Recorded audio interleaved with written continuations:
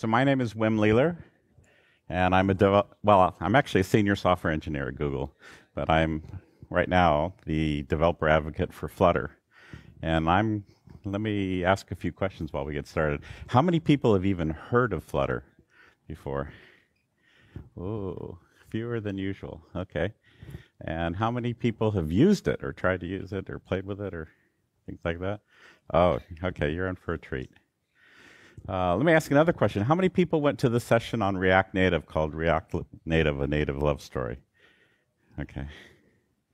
Just curious. And how many people have used React Native? Okay, that's pretty good. Well, Flutter in some ways is similar to React Native, but different, of course.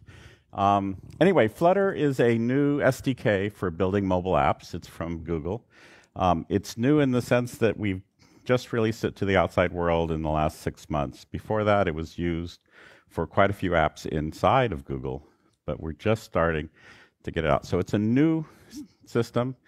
We're still working on it, and yet we've already had external people release some pretty amazing apps with it. So we're getting a lot of attention and a lot of excitement around it, but people generally don't know what it is that makes it good. They know it's fun to use, it's fast, it builds beautiful apps, but what I'm here today to do is talk more about that. So when we talk about Flutter, we'll say it builds fast, modern, beautiful apps for Android and iOS. And if you're a mobile app developer, you're probably thinking at this point, in fact, raise your hand if you're thinking at this point, I hear that every week for some other product. Yeah, exactly. Okay. Sometimes everybody in the room raises their hands. So that is the problem that we have with Flutter, is that it's very hard for us to say anything about Flutter that hasn't already been said for other systems. But I'll tell you, so in order to convince you or to, let you make up your own mind, I need to talk and we're going to do sort of a technical dive today to see what it is about Flutter that is different from other platforms. Okay, and so what we want is for this talk to not sound like a big marketing pitch or something like that, right? We're actually going to talk about technical stuff. So the two questions I want to answer is, why is it different? Okay, how does it differ from other packages, other systems? And so why should I even spend 10 minutes getting to know it, right? Because your time is valuable. You don't want to spend time on every new system that comes out. So to start with, let's divide up the existing world of mobile app development into 4 categories. Let's see if my pointer can work. Oh, you really can't even see that, can you? Anyway, we're across the top. We're going to divide this. On the left side are tools that compile to native, right? And on the right side are interpreted tools, which in mobile means they're all running JavaScript at this point, pretty much. Okay? And then left to right, these are ones that use traditional view architectures. And then React Native came out using reactive views for building native apps. And that's a really cool thing. Flutter does the same thing, but unlike React Native, it compiles to native code. So you might be wondering, why do we care about compiling to native code? And the answer is, if you were in the talk about React Native, you spent quite a bit of time talking about the bridge.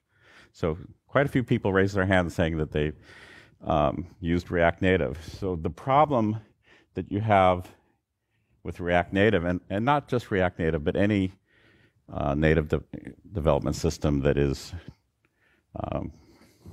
written in JavaScript, is that your app is written in JavaScript over here. Oops. And over here are the native, I don't know what that came from. Over here are the native services, events, and widgets. And when you switch across them, you have to do a context switch. And context switches are very slow. So for people who have used React Native, how many of people is that something they've had to deal with? That's been a problem for them. So a few, okay?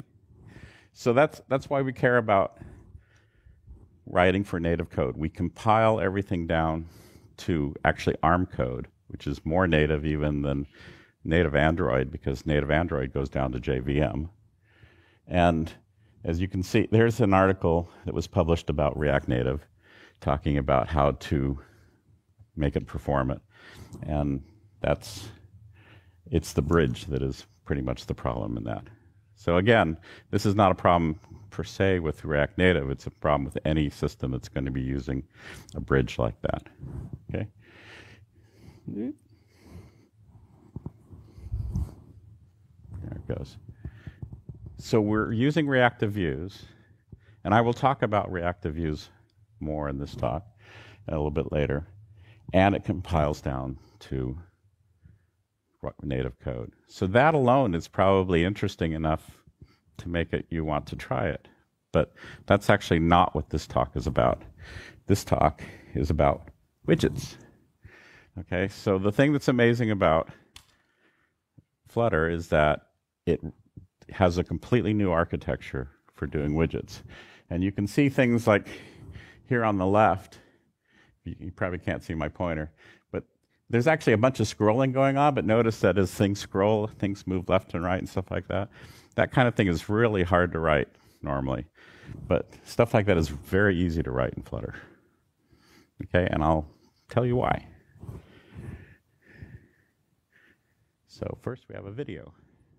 So it got started as an experiment where we took the WebView technology and said, well, WebView is constrained to have to render web pages, because that's what it does, and spent many years optimizing the web rendering engine in Chrome, and thought, well, what would happen if we took away the constraint of having to render web pages and just broke every compatibility thing we could imagine?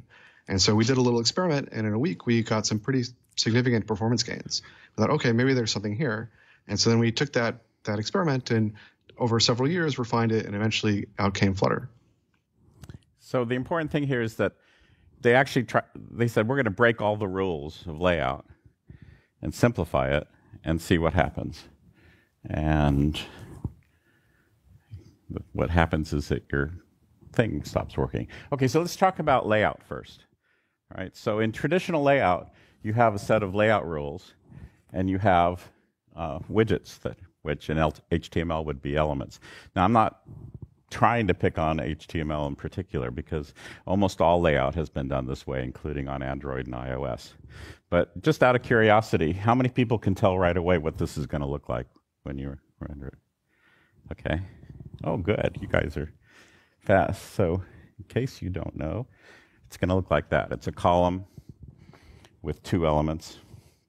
And so the way that traditional layout works, you have these global rules that can apply to any element, and you apply them, and it changes the layout, right? So the rules can apply to any widget. There are lots of different layout methods, and in fact, layout methods have been added over the years. For example, Flexbox and Grid were added because people needed more complex layouts, so they were using tables and transparent GIFs. How many people have written web pages with tables and transparent GIFs? Right. Not anymore, right? Thank God. So, and the biggest problem, well, two big problems. One is that the developer cannot add new layout methods.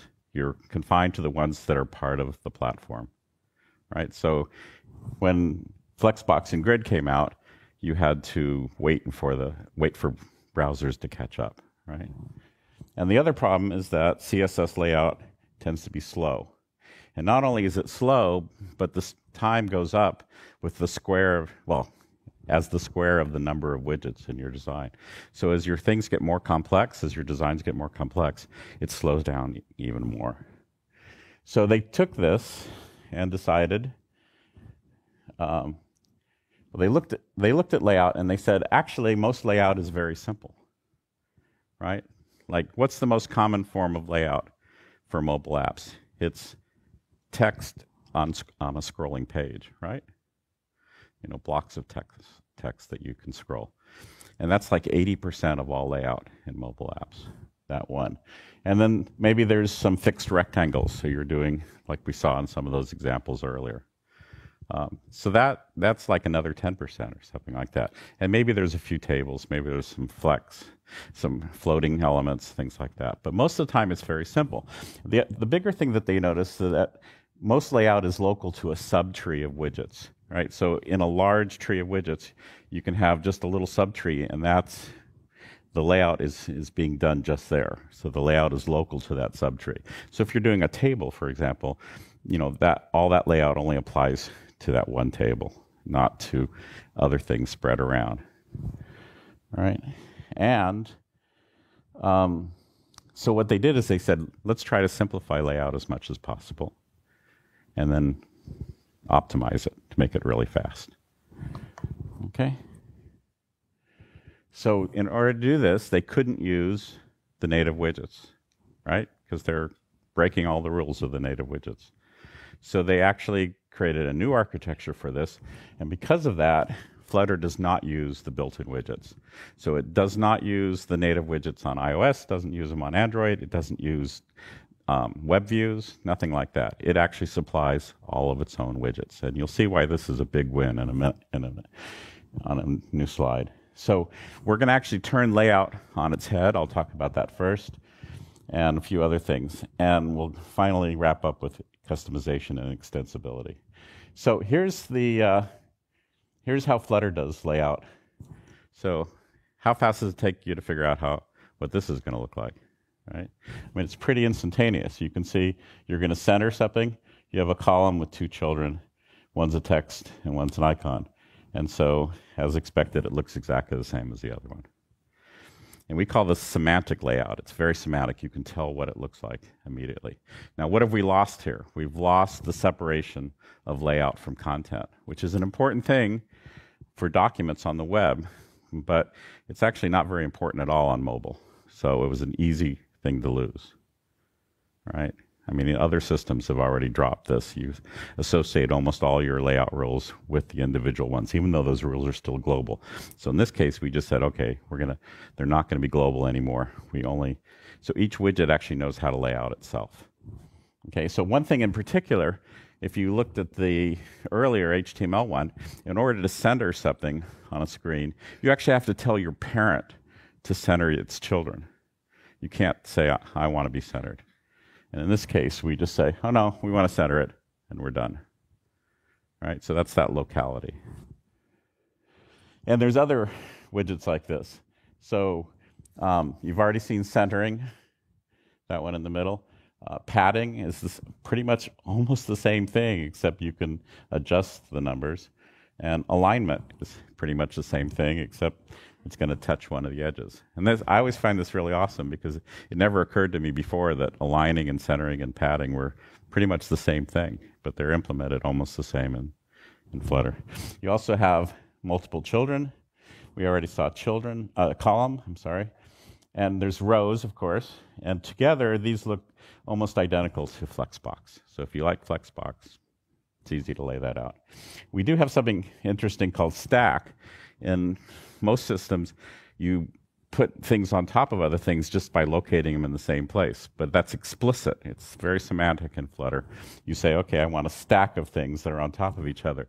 And that actually makes it easier for like screen readers or accessibility because they actually know that there's a relationship there. And then I threw list view in just because that's 80% of all layout and it's a single widget. Okay? So everything in Flutter is a widget. I mean, really everything in Flutter. That's all is in there. And you've seen some of those things. One is the sliver layout model, which is used for scrolling. I'll talk about that a little bit more. We have something called the object layout model, which, as its name suggests, is extremely general. In fact, it doesn't even have a coordinate system. And that's already been used by people to build a layout model that uses polar coordinates instead of Cartesian coordinates. So you can actually lay out things for an analog watch very easily, right? So you can actually add new layout models to Flutter in your app. You don't have to only use what's provided by the platform. Themes are just widgets, so you can set font sizes and things like that and have that apply to its children. Navigation is just a widget. Navigation is really simple. your application, when you build your application, it's just a widget. So everything is a widget. And as I mentioned, you can create new kinds of widgets. You can compose new widgets out of other widgets. You can subclass them. You can do anything you want like that. It's very, very flexible. So not only is it flexible, it's really, really fast. Okay? These are very simple trees. We can actually process them in linear time, so it doesn't slow down as you get more and more widgets. So you can have lots and lots of widgets. And in particular, we don't have any special code for doing scrolling. Every time you're scrolling something, it's actually doing a layout for that. I mean, think about that for a minute.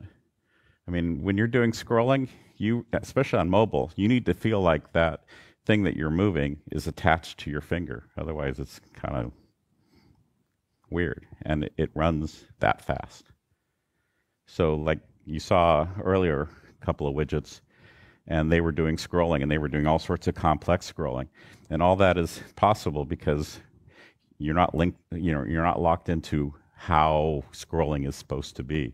You can make scrolling where things go sideways and up and down at the same time. You can do anything you want like that. So, and I've mentioned the semantic nature of it. All right, so let's go back to reactive views. So reactive views introduced this idea of a virtual DOM. So originally reactive views were built for the web, right? So for regular web stuff. And virtual DOM is immutable, which means that you rebuild it every time. You don't modify it, right? Everybody knows that one. So on the web, it looks like this. You have your app here. It builds a tree of virtual DOM elements. And then over here is the platform and the real DOM for the platform. And you compare these two to see what you need to do to update the real DOM. And you update it, and then that gets rendered. So it's a multi-stage process. You build the virtual DOM, you do this comparison and update, and then once you have this, that's when it finally gets rendered and goes to a canvas. And that sounds like a lot of extra work, but it's actually a really big win because updating the DOM is very expensive, right? So that's very popular. There's other advantages, like when you're building the app, it's actually really easy to change things because you don't have to worry about what elements do I change. You actually just rebuild the whole thing from your data model every time. So it's very nice, very declarative type layout or rendering. So let's switch over to mobile. So this is pretty much React Native. Instead of DOM, we actually have widgets. So on the platform, we have our built-in OEM widgets. And over here, we build a virtual tree of widgets. We do the same thing. We do a comparison to see what the minimal set of updates is. And we make that update. And then, once that's done, this gets rendered to the canvas. Okay? And that's a huge win on our end, on React Native, because this is the bridge. You're going over the bridge, and you're trying to avoid going over the bridge as much as possible. So by doing that step of comparing, seeing what the minimal updates are, you get a huge speed advantage. So React Native is actually pretty cool. But this is what Flutter did. They said, okay, we're not going to use the OEM widgets at all. We're just going to ignore these.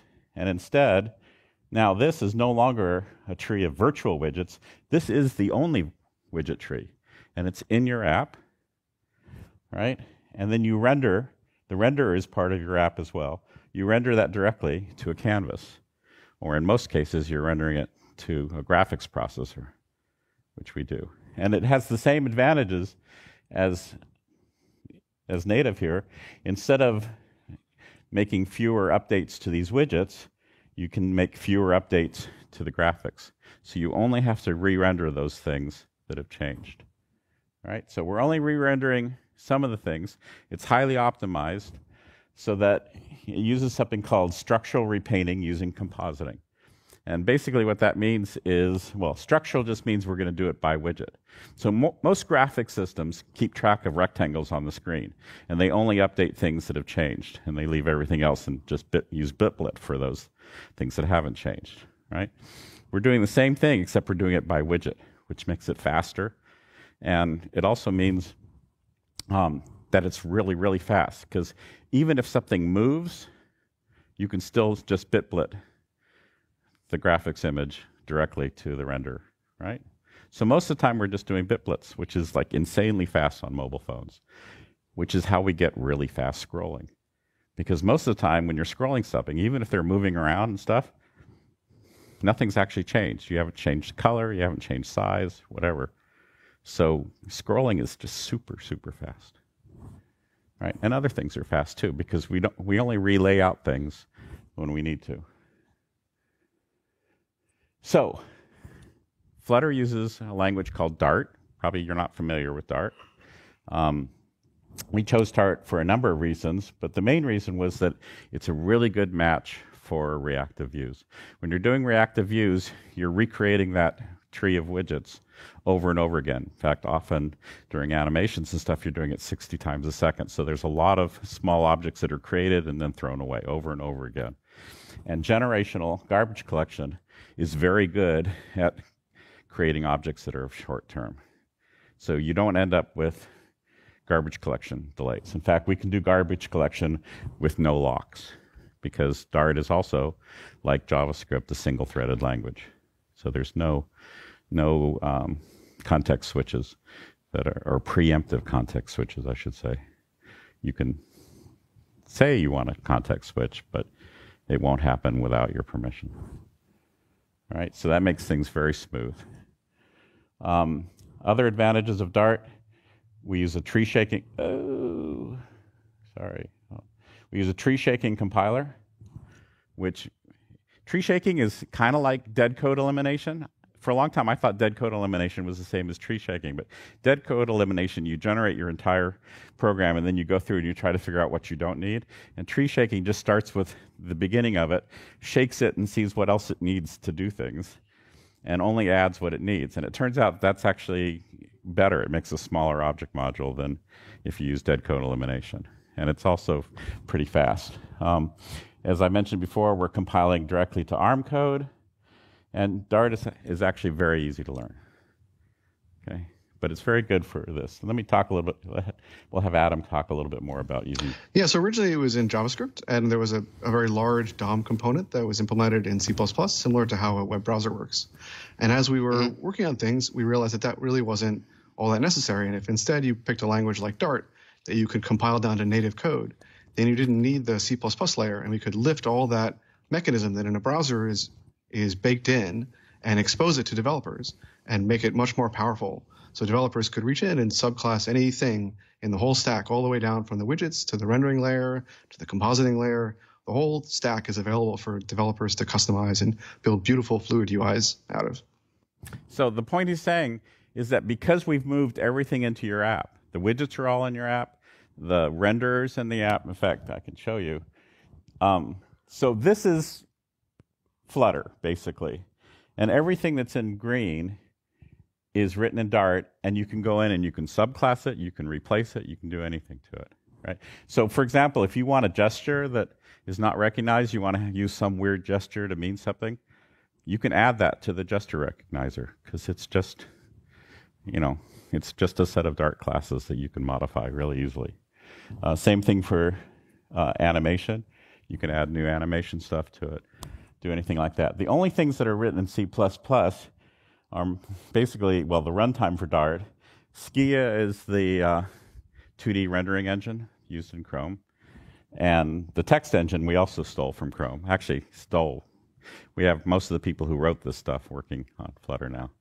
So the text engine is actually really important, because it's actually very hard to do a good text engine, especially when you have to deal with right-to-left languages, top-to-bottom languages, and things like that. So those are built in. You could replace them. They're in your app. You could throw them away and rewrite them, but I wouldn't recommend it. Okay? But everything else up here, we have also a lot of widgets. We have a set of widgets called Cupertino. Who can guess what those are for? Exactly. And we also have a really good set of material design widgets. Pretty cool. How many people have used compatibility libraries on Android? Nobody? No. Okay. Some people. How many people hated it? Hate them. Yeah, okay. They're really popular, you can tell. You don't need compatibility libraries anymore, because the whole point of compatibility libraries was to be able to run an app on an older version of the operating system that maybe didn't have a widget you needed or stuff like that. Doesn't matter anymore. We don't use hardly anything in the underlying platform, right? We're rendering directly to a canvas. Okay, so what's interesting is like people have already written material design apps, and they will run on phones that were released 4 years before material design was even invented, and they work great. And they look exactly like they do on a modern phone. They may run a little slower because you have an older processor, but the look and feel stays the same. Okay, so we can run on anything from Jelly Bean and from iOS 8. Okay. And not only can it run on them, the widgets automatically adapt themselves to the platform, right? So if you can write an app, and on iOS, it will look like an iOS app. It will have the bounce when you scroll, when you hit the end. It will use the correct icons for going back and stuff like that. All right, that's built into those widgets. And same thing for Android. It will look like an Android and look and act like an Android app on an Android. Or if you don't want it to look like either one of those, you can completely customize it. So one of the questions people have sometimes is, well, what if a new version of iOS comes out and have some new widget and I really want it? Well, we'll write it, or if we screw up and don't get around to writing it, somebody else who's using Flutter will, or you can do it. It's all part of your app. You don't have to wait. You never have to wait for any of this stuff. All right? So now I have just one slide on the tooling, but this is probably the most popular thing about Flutter. In that I've told you that Flutter is fast, and one of the things that's really fast about it is the hot reload. And so this is actually just a screen capture of them going through changing things about an app. And there's a couple things to realize about this. One is when it pushes that little button right there, that's the hot reload. And it'll tell you how long it spent doing the hot reload right now. And that time took 387 milliseconds to restart the app. And not only did it restart the app, but it kept the state of the app. You never have to walk down into your app to rerun it. It stays right there. Same thing happens if you hit an error. You can have an app and you're running along and hit an error. You can go in and correct the error and restart it. It's really fast. And that makes a huge difference. When you're building an app, you can just sit there and have it updating all the time and say, oh, that looks good, or no, I don't like that. So we call that painting an app. It's like you're just trying things out and scratching out what you don't like and keep going. So that's really good. There's other tooling that's really nice. We have a thing called Flutter Doctor, but I don't think I have time to talk about that. So other benefits. We come with a number of widget sets that I've talked about, and in particular, if you're an agency or something, you can actually develop a set of widgets for your brand. If you're a company. If you're a company and you want your widgets to all look a certain way or act a certain way, you don't have to follow the guidelines from iOS or from Android. It's not our job to tell you what an app should look like. You can do it any way you want. Okay? Often people ask me about why is this thing doing weird stuff? Just ignore that. So how do you access native services? We have this thing that are called platform channels. So you can access any native service. You can write your own plugins for that. It's pretty easy. I won't go into much detail, but we can certainly talk about it. It is an open source project. There's over 100 outside committers already, even though we only set this out into the world a few months ago. Well, May, so 6 months, I guess. And we have a clean license. So now I'm not actually supposed to say that because I'm giving you legal advice. Go look at the license. You can see for yourself if it's clean or not. It's pretty simple. It's about one paragraph of text. So, if somebody ever asks you, well, what's interesting about Flutter, you can say, well, we've already talked about the fact that there's no JavaScript bridge. Runs very fast. It compiles ahead of time to native code. It gives you an amazing amount of control over your widgets and the layout. It comes with several widget sets. I haven't even talked about some of the widget sets that come with, and you can write new ones, and people have started creating new ones. You can customize even those widget sets. So probably that's the biggest message you should take out of this. It gives you total control over the way your app looks and feels. Okay, and we have really good tooling. You saw how stateful hot reload, and my favorite one, it's more fun. So what haven't I mentioned here in this list? What's missing from this list? The disadvantages. Oh yeah, we can go into disadvantages. Okay, but that's not what. No, this is what's exciting, not what's not exciting about it. So what's missing on it? We can just kill that.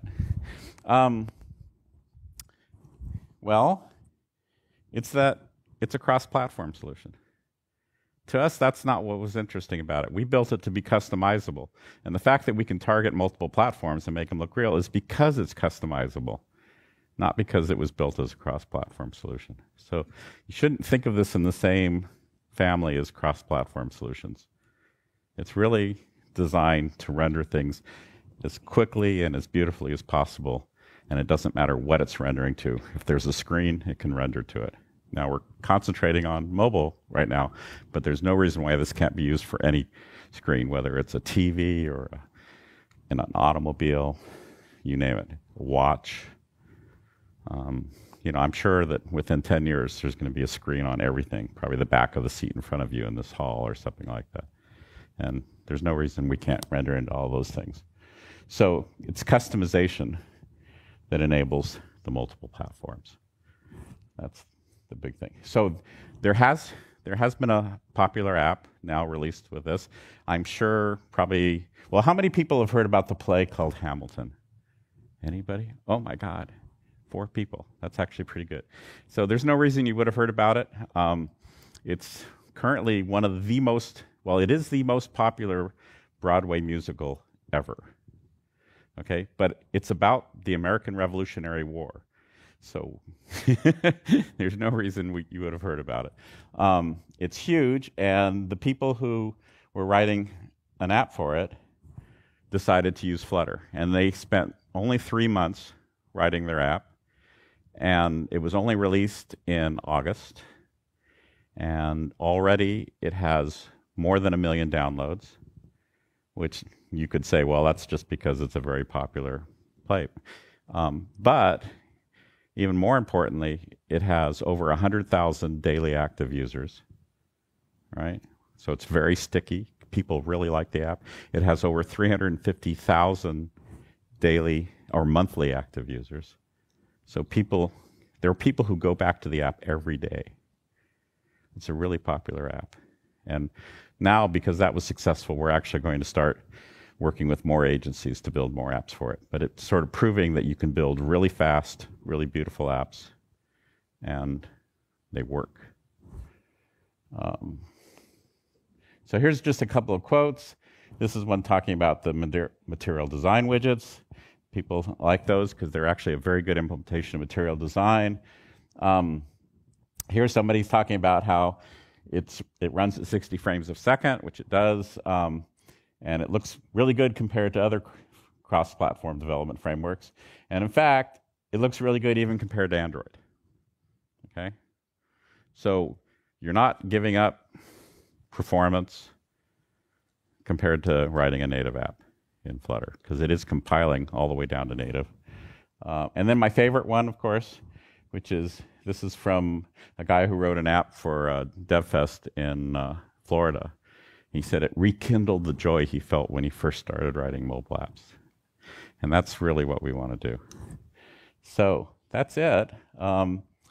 If you want more depth on this, I mean, I've gone through this pretty fast. There is an article that you can go to. It was in Medium, published about 2 months ago, that actually has a lot of the same points, but it actually goes into more depth and contains references to everything to back it up if you're curious. There was also a talk at GDD, which just happened in Krakow a few weeks ago, and there was a presentation there by the people who built the Hamilton app talking about their use of it, and they loved it. They absolutely love it. So if you have any doubts about whether it can be used for writing big apps, you should watch that video. And we have a conference coming up called DartConf in January in Los Angeles. Last year, it was, I can't remember, it was somewhere in Germany last year. And I'm sure it'll be in Europe again next year. But this year, or 2018, it's going to be in Los Angeles. And that's it. And feel free to ask me questions or write me emails if you don't want to do it now. And one last thing, there are Flutter stickers, and they will, my wife is waving her hand back there. She's going to go back by the door, and you can get them there. I'll have some down here as well, and you're welcome to take. I have quite a few to get rid of. Don't make me take them home. So, you know. Anyway, any questions? Thank you.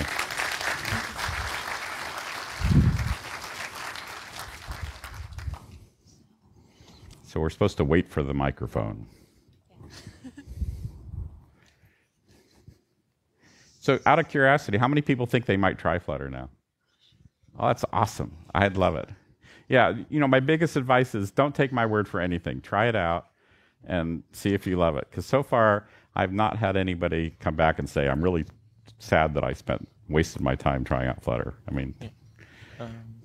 Thank you for the talk. Thank you for the talk. I would like to ask, you said that it includes material design, but you can also extend it and customize it. But it also adapts for Android and iOS on different platforms, and it gives you the bounce thing. When I'm writing custom widgets, do I have to do something like if Android then do this, if iOS do this, and etc. for implementing different behaviors for different vendors, or is there some other mechanism? You certainly don't have to. You can if you want to. If you want something to look different or whatever, you can actually, what you would normally do is you just set up a different theme for iOS and Android and have them selected automatically. If it's something that you can't do in a theme, well, you could modify themes and you could add it if you want. But most of the time, we've pretty much taken care of the major differences. And then beyond that, most of the time people, I mean, the thing that's interesting about mobile apps now is that developers have gotten away pretty much from trying to develop apps that look specifically, you know, like iOS apps and Android apps. So often what they do, they just want the scrolling to behave the same. They want some of the right widgets that people are used to.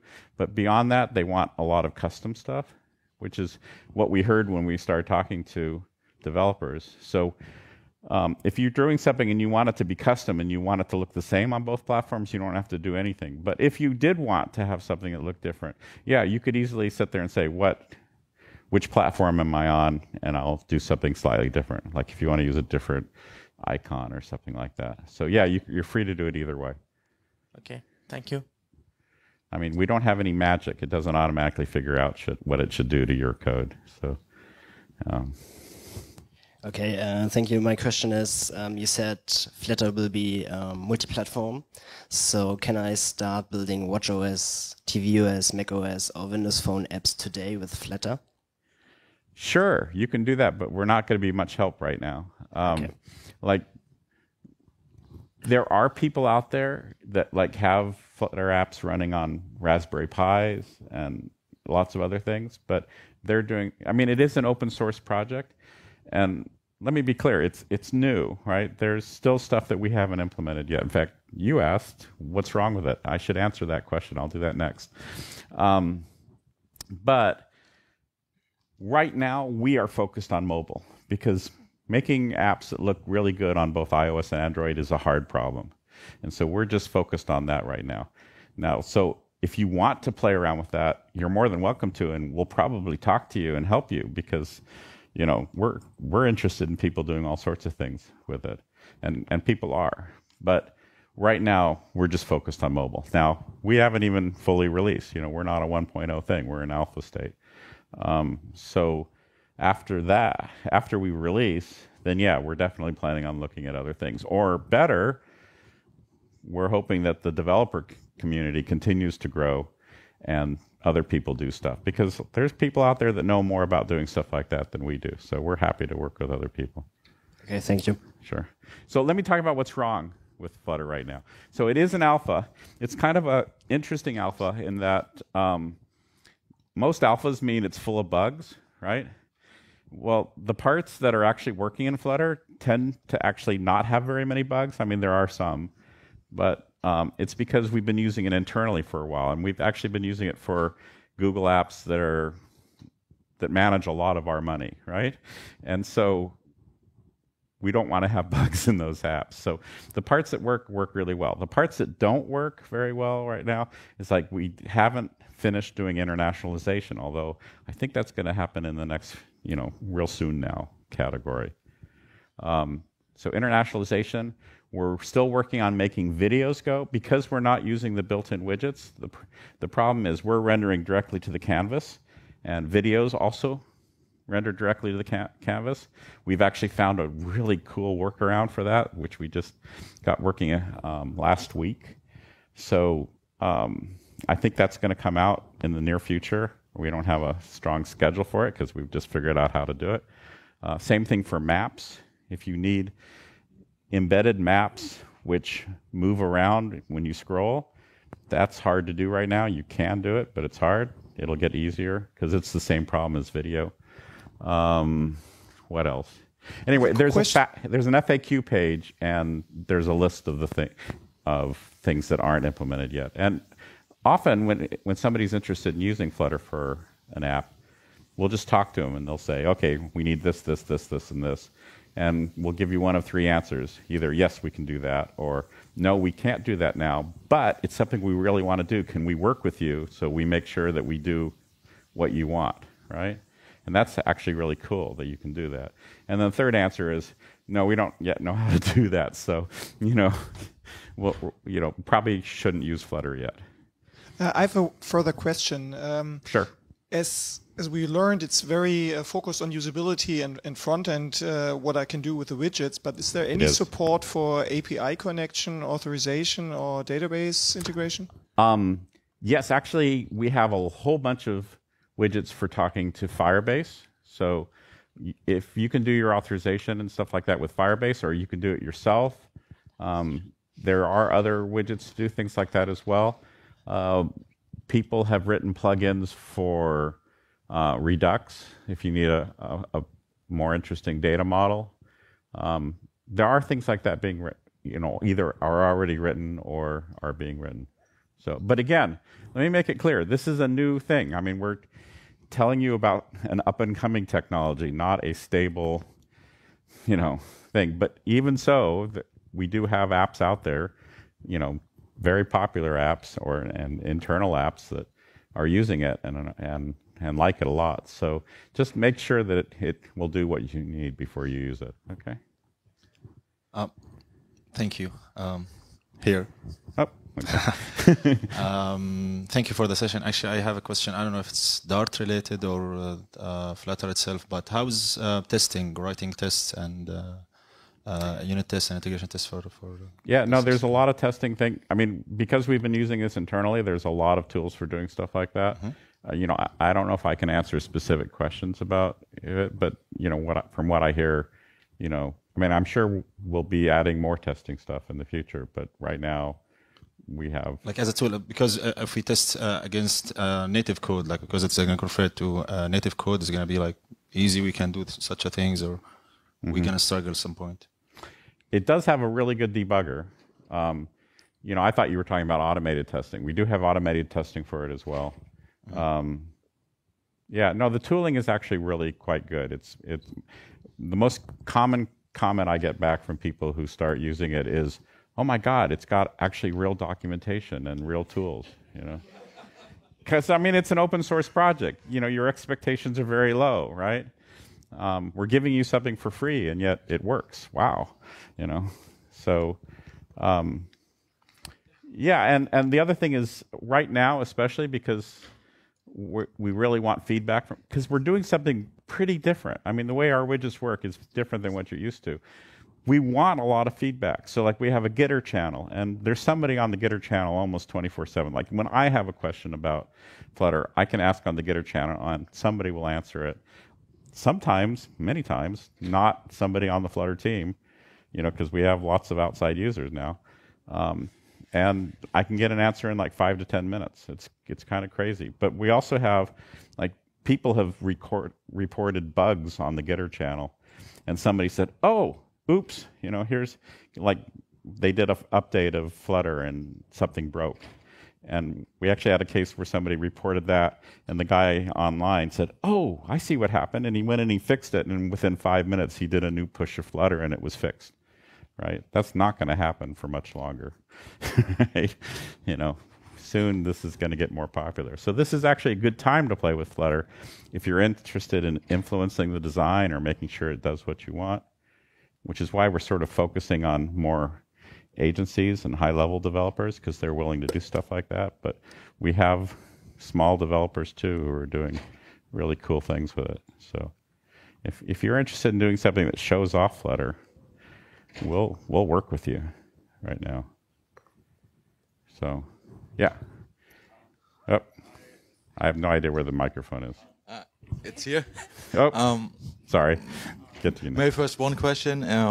You're talking a lot about widgets, and what about access to native functionality? Like yeah, no, I mentioned that a little bit. That's what the plugins do.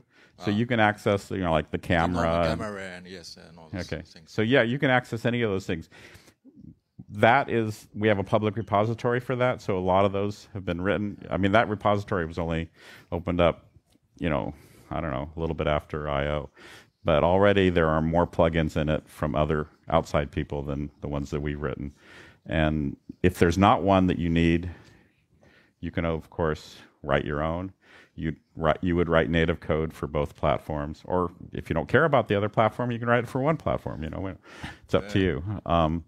And you can, and it's very easy to turn that into a plugin, which is nice because then the compiler only selects the right code depending on which platform you're compiling for. Okay, thanks. I understand. One more question, maybe. The overall idea or strategy of Google here. So because they are offering now Flutter, they have progressive web apps. Of course, it's the different approach. We're Google. Native. We do lots of things. Do everything. Yeah. So we had a lot of choice right here, but what is the right choice? Well, I mean, I think these things are not, it's not like you're going to use one of them for everything. I mean, there's really good reasons to use progressive web apps. I think they're wonderful, and we push progressive web apps very strong. And you didn't even mention like AMP and stuff like that. But yeah, no, any of those things are good. If you're writing mobile apps right now, I mean, I think Flutter's a good choice. But again, it's not a mature product. There's times when you would not want to use it. There's other reasons why you might want to write a native app. Maybe there's something you need to do that would be difficult to do in Flutter. I don't think I've seen that yet, but I can easily imagine that's true. So, yeah, there's not really a good answer for that, It's like, I strongly believe that you use the right tool for the job, right? And we have a good selection of tools. So, I don't know. Try it out. See what it's good for. That's it. Thank you very much. Get a sticker or 2 or 3 on your way out. And thank you very much.